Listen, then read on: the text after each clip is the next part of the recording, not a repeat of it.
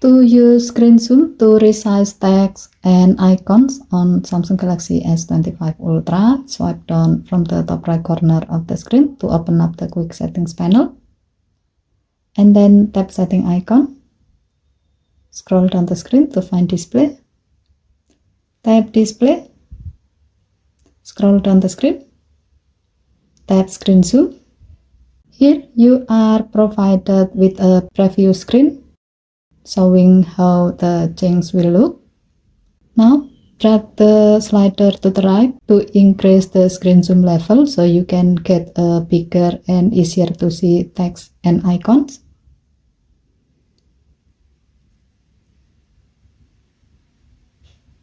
Or drag it to the left to decrease the screen zoom level so you can fit more content on the screen.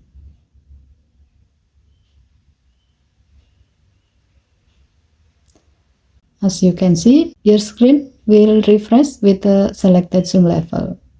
With screen zoom, you can customize your phone's display for optimal readability and comfort. Whether you want larger text for easier reading or smaller icon to maximize screen size, this feature helps you create the perfect viewing experience. Okay, thank you for watching.